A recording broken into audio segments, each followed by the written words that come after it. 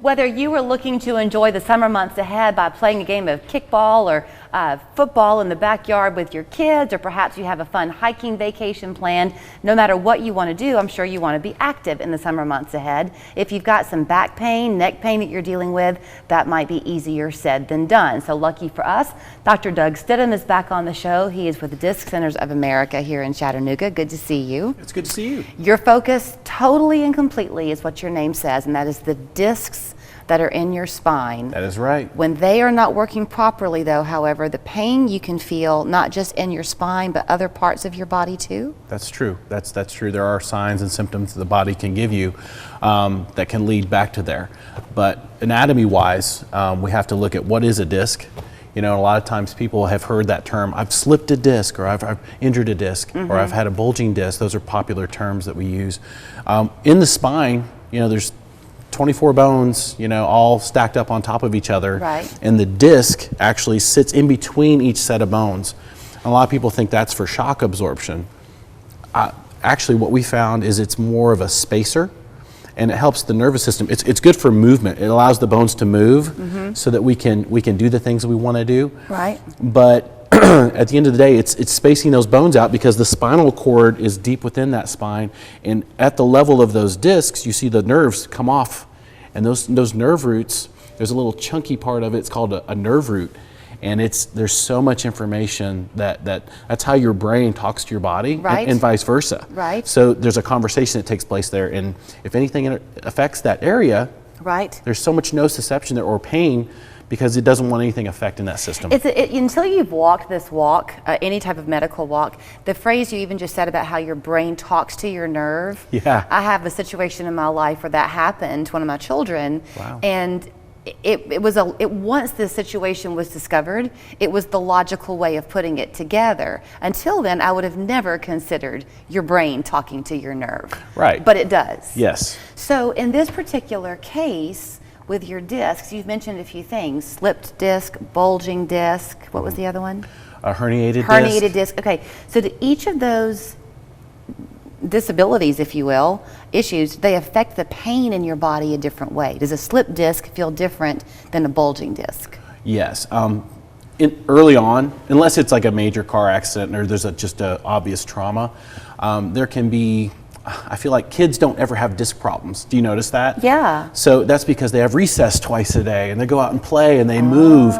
So we are creatures of movement, and the more we move, the better those discs. So the discs are sealed to the top and the bottom of those bones. So when you move, you create this vacuum. You create this negative pressure, which keeps that water into the center. And that's all we need to do is move as human beings to keep our discs healthy. So there was a phrase, I talked to a lot of doctors and things on the show, and about 5 years ago, maybe, the big phrase was, sitting is the new smoking. I know it well. You know it well. Yeah. Because that's what leads to our bodies just kind of malfunctioning if you're not moving. That's right. The blood flow isn't right, the oxygen's not there, the plasticity goes. That's right. Absolutely. We need to move our bodies. And that's one of the reasons I'm a chiropractor by trade. Yeah. And the reason chiropractic is so successful at getting people well is because what does it do? We're looking at the spine, and we're looking for areas of the spine that aren't moving. In my office, we do a motion study. So I won't just take a picture of someone's neck. I'll have them look down, look up, and I can see how they're interacting with each other. And I'll be like, that one's not moving. It's stuck in flexion, or vice versa. And I'll know where I need to put an adjustment or a thrust, and we get things back online and get things moving again. Okay, so let's talk about then the different types of issues with your discs. So let's just pretend, for the sake of argument, that you've got a bulging disc in your lower back. Okay. Might you first feel that pain in your leg, or will it definitely be in your back? Historically, what I've noticed, it will start at the area where the problem is. Okay. So it'll start as more of a muscle tightness in your lower back. Okay. And then it can become, you know, as it gets worse, which it can, it can become a toothache in your butt, like right there. And then it'll follow a very particular pattern, and it's just basically you can trace wherever that nerve goes. So eventually so is the pain that you're feeling the disc issue pressing on that nerve root? 100%. That's what it is. Yeah, and a lot of people will be like, you know, I don't know why, but my hamstring's tight and my calves are on fire. and I feel like my foot's starting to go numb, and they think they have a problem with their foot or their calf. They don't. They don't. No. So when they come to you at the disc centers, you mentioned how you like to get your imaging with them moving. Yes. Are you able to see results and kind of make a diagnosis in the moment, or do you need to study those and then get back to them? In a perfect scenario, I can make a good decision with an X-ray. That helps, but an MRI is key because that'll show us the soft tissue. Now I can actually see if that water portion's coming out through and herniating and bulging. I know if it's what level it's at, where it's going, and I know how to augment the table and the technology to fix that area. So what do y'all do things, different treatments depending on this diagnosis and the person? I've got a book, 800 pages of it's not just like, there are different types of disc injuries like we talked about and discussed, and there are different scenarios, like where are they at, what stage are they in, and how we make the protocols for it. I mean, we talk all the time about prevention being important and early intervention being key. That isn't always possible. So I bet you anything there are people watching who've had a car accident years ago or something where they're still suffering from the pain of an injury. Absolutely. Is it ever totally too late? Can they come to you and you can at least see?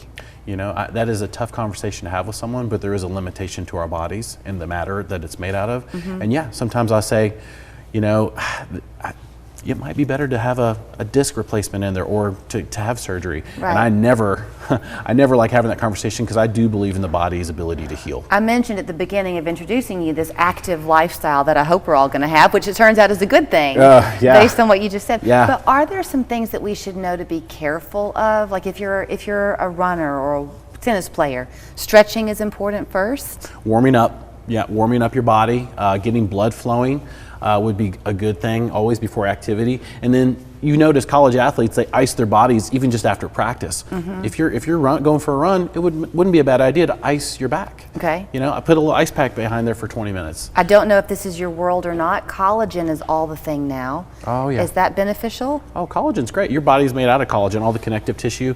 So if you can get a good collagen source, it's going to be good for your joints, your skin, your hair, your nails, all that stuff. I think you said some magic words for people because you just admitted that sometimes you can't, it's too late for you to be able to help. It's good to keep your body moving. You are not trying in any way to say, never is surgery your answer. You just want people to Well, you're talking to a guy that's had back surgery. What? So, yeah, I was in a car accident and I had to have surgery because the damage of the disc. Now, I knew what I didn't want. I did not want metal in my back, so I was very specific, and I found an amazing surgeon who worked with me. They cleaned out the material and sewed me back up, and then I did the rest. Really? So, yeah. Is that what got you into the chiropractic work, or did you know it already? No, I was already a chiropractor. Okay, well that was probably providential for you. I think so. It helped me be more empathetic with my patients. And Yeah. I completely, when I tell them I understand what you're going through, I do. Okay, so you have the one location here in town. Yes. On East Brainerd Road. Correct. People can call you, or do they go online to make an appointment? We have a website, ChattanoogaDiscCenter.com, or they can call us. They can call Jessica, make an appointment. And when you mentioned that kind of hand-holding and the empathy that you've got, that works not only in the giving somebody a diagnosis, but in also teaching them to be kind of patient in the process? I've fixed a couple of my discs in my spine, so I can tell them my truth, and they feel that confidence when they talk to me. Wow, I had no idea that was your story. Yeah. Thanks for sharing it. You're welcome. Dr. Doug Stithem at Disc Centers of America here in Chattanooga. The address is 7633 East Brainerd Road, but if you want to talk to Jessica, as he mentioned, call him at 580-4280. You can also go online, ChattanoogaDiscCenter.com. Thanks. Thank you. When it comes to your health, local matters. Count on Local 3 News for expert local advice to help you stay well, live better, and raise a healthy family. Watch Eye on Health with Latrice Curry, Thursdays at 5 on Local 3 News. Presented by the YMCA.